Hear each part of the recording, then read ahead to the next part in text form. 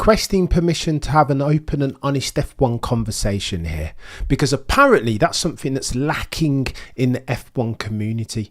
Whereas if you say something about Max, criticism or otherwise, Max and Melissa are going to say, "Oh, Cameron, how dare you say something about Max? What is this on your thumbnail, Cameron? Don't put that verbiage next to Max Verstappen's picture." Likewise, on the other side of the fence, criticise Lewis Hamilton at your peril. How dare you, Cameron? Lewis is definitely not over there. Well, listen, we can have an open and honest conversation today, because I've had enough. There's been people saying things about Max Verstappen, and I think it's worth addressing. Not whether Max Verstappen's driving style is necessarily dangerous to his other competitors or F1 indeed, but whether Max Verstappen's dominance represents or even poses a threat to F1 as at May 2024. Because this chap, a Canadian promoter or promoter even of the Canadian Grand Prix, has said words to this effect, and I think that's telling. Since related parties now are talking about this, about fans potentially dialing out on the back of the Max Verstappen paradox, which indeed is the fact that he continues to dominate. This will be his third season of domination, in fact. I think is pertinent.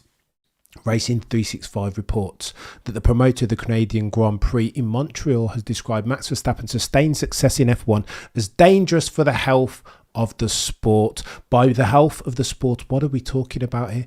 Viewership, sustained attention dollars. We've talked about this ad infinitum on previous occasions. Of course, part-time casuals are going to dial out of the sport. Why would you watch something, anything, a film, a sporting endeavour, if indeed you know the outcome 90% of the time before a wheel is turned? This is 2000 to 2004 settings. Michael Schumacher at his best. People would watch the first 5 minutes and then dial back in to watch the last 5. That was the only time when you were going to get some action. People knew the outcome of the Grand Prix and the qualifying session before a wheel had even been turned. And that's a problem for F1 if it wants to continue growing the sport and fighting for people's attention dollars in 24. The article continues. The world champion won 19 of 22 rounds last season and has finished first in 4 of the first 6 Grand Prix so far this year. And for context, that, whilst that sounds dominant at face value, it's nothing on the previous 2 years. He'd been mopping up by season to date each and every single time in the previous years. He has not been as dominant, therefore, as he'd been in previous years. And yet people are still complaining. Notable people, race promoters, Canadian Grand Prix race promoter even. In the long term, Francois Dumontier continues, for the average racing fan, there is disinterest. Unless, he says, you are a die-hard Max Verstappen fan. Of course, if that's your driver, then you're going to tune in. But what about the rest of them? What about the Charles Fossey? What about Lewis Hamilton fans? Supposing you're a Pierre Gasly fan, you're not going to be invested in the sustained Max Verstappen dominance. No stakes, no uncertainty, zero friction. Houston, F1 has a problem. And this isn't hyperbole. People are dining out in real time. We've spoken about it ad infinitum a gazillion occasions up until now. People are cancelling their Sky Sports subscriptions. Mention no names, Cameron F1. How many fans, Francois continues, said they watched the start and then went to mow the lawn before returning in front of the screen for the end of the race? For the sport, Max Verstappen's dominance, Francois Dumontier says, it's dangerous. We have to admit that Max is good. He has incredible calm and is excellent as a driver. He makes very few mistakes. He also drives a very good car. I'm not sure that a driver driving behind at the back of the pack would be able to do the same thing in that car, which is very well tuned by the engineers. Francois's not talking rubbish here. He's talking to the salient points, isn't he? Of course, Max Verstappen is brilliant. This isn't a knock on the chap. Indeed, it's a knock on the other 19 that aren't posing a threat to him and competing. Max Verstappen's doing what he wants to do, doing what he has aspired to do all his life, which is dominating the other 19 drivers. He doesn't want close fixtures. We talked about this earlier now. Did we not, Visual? It's Norris dominance. Max is washed. How very dare you, Visual? How very dare you know better than that. Max is brilliant. I think it's noteworthy that what Francois is saying, because he's making it known that he has no agenda against Max Verstappen. He's acknowledging the dude in all his greatness. Max Verstappen is becoming. 2021 was his arrival. Now, as at 2-4, he has arrived, and Dumontier, as the Canadian Grand Prix promoter, is acknowledging that this is an anti-Max Verstappen bias. This, ladies and gents, is truth. And I say all that to say this, that F1 needs to address this rapid fire. The problem that they're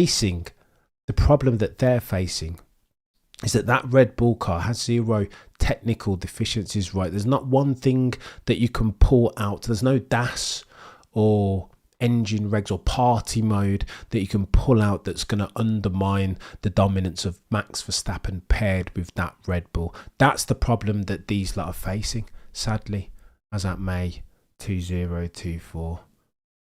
But in the meantime, make no mistake, people are going to continue to dial out. £90 a month as far as your Sky Sports subscription is far too expensive.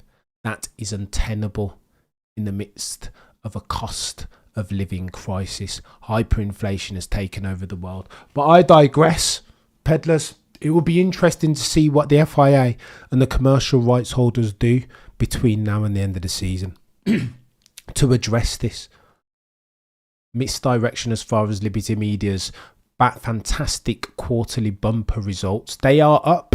Revenue has gone gangbusters, but these numbers, what we're talking about here as far as people dialing out of the sport, not watching anymore, being disenchanted with the sustained Max Verstappen dominance, is a lagging indicator.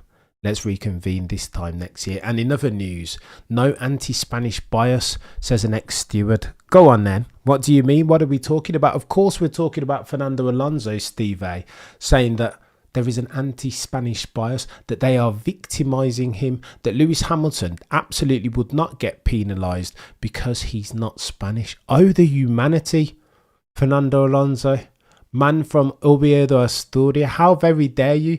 Well, Juan Joaquin Verdaguer has come out and he's spoken out against Fernando Alonso, saying that I don't see that there is persecution against Spaniards. What are you on about, Alonso? Of course there is not. You've got no idea, chap, when you're referring or talking about bias. What there is, however, says Verdaguer, is a lack of control and a loss of direction that worries and saddens me, says the former steward. Why have we stopped racing in the rain, as an example, and now there are these absurd races behind the safety car? Of course, Alonso's complaints are legitimate, being that he feels he is being victimised. It is possible that the regulations are difficult to interpret, but he does not want everything that happens to be sanctioned. I would not have penalised Alonso in China, nor would I have penalised Hamilton in Miami. The races are more intended to be a party than a sporting spectacle. It gives the feeling that Miami Grand Prix is happening, organised to sell nachos. Chaos, gents. Absolute chaos there. He's speaking to so many different pertinent themes and trends. FIA have to sort their route out. That means that will necessitate getting rid of Mohammed Ben Sulayem, surely. True or false? And then secondarily, are Liberty Media concentrating too much on the monetization, the entertainment aspect? Surely there is a fine tightrope walk that they need to traverse accurately if indeed the sport is to carry on growing and stay true all the while to its essence. They need to wear two caps, pleasing part-time casuals like myself and the drive to survive generation. But they also need to not disenchant diehards, the likes of Peter Windsor, the likes of Matt Bishop and Richard Williams. You've got to keep those guys on side right, lest you lose the essence of the sport. And this is what this fella, Joaquin Berdegay, is speaking to. All pertinent points, if you ask me. Very pertinent. What Steve A is saying. Steve A, not a Max fan, but it's not on him to slow down. It's the rest of them that need to get their collective acts together. Steve A, I couldn't have put it more succinctly myself, mate. You've absolutely nailed it. Of course they need to pull their socks up. I just don't think they understand I'm not saying that they're not trying to do it, but I think the sport as a whole and related parties underestimate the importance of getting it done. People are dialing out in real time. You only need to look on Twitter. Lewis Hamilton fans are ready to check out the sport as an example. Check out Mama Cameron. Not watching. Doesn't care for it. Not interested enough. Hybrid says, hasn't Alonso always been a bit of a whiny baby? I hear you, Hybrid. I hear you. Alonso does like a cheeky moan, but I like Fernando, so hearing him be so off-piste on this one, talking about bias, but aiming his scopes at the wrong thing. What are you talking? Anti-Spanish bias. Okay to say that you feel like you've been victimized, treated overly harshly. That's cool. But saying that there's an anti-Spanish bias, bloody no. What are we doing here? Shades of Serena Williams and Naomi Osaka back at the US Open. Must always leave a space, says Leroy. Let's go. You must always leave space. And again, you said something that's very pertinent there, Leroy, because that goes back to the essence of the sport, in my humble opinion, an essence that's been lost. I don't envy the FIA and the FOM in particular as the commercial rights holder, because as aforementioned, it's a very fine line that they need to traverse here. This is what we're alluding to, right? With the Max Verstappen dominance story, it will be monotonous a la 2000 to 2004, 1992 and 93 settings. If you have a team that's so dominant that you know the outcome at the outset, no one is going to watch. Attention dollars are going to dry up. Nobody can afford that bandwidth, the time or the money. Time more so than the money. Got to do something here, because it's we are at DEFCON 1 in real time. Something needs to give. The FOM are going to need to have a look. I know the rules and regs might save them in 2026 potentially if Mercedes can pull their finger out. There's a lot of chat about Ford via Red Bull, that they're behind in the arms race. That is the 2026 power unit. That could help. And again, a function of that uncertainty is the uncertainty about where Max Verstappen will be in 2026. Will he leave Red Bull? Would he go to Mercedes? Potentially. Is the power unit stuff going to be that important? I watched a video earlier where Max was talking about this very thing, that he didn't like the 2026 rules because they overemphasized the importance of the power unit. Something that Red Bull haven't got that lengthy expertise and experience at nailing. It's all techie. You imagine Max Verstappen under the tutelage of Toto Wolff with Helmut Marko in a Mercedes cap. Oh, the humanity. I don't know how to... That, ladies and gents, is absolutely bonkers. I don't know how to compete that. It's too much. I can't even envision it. Max Verstappen in silver arrows. Oh, the humanity. But I digress.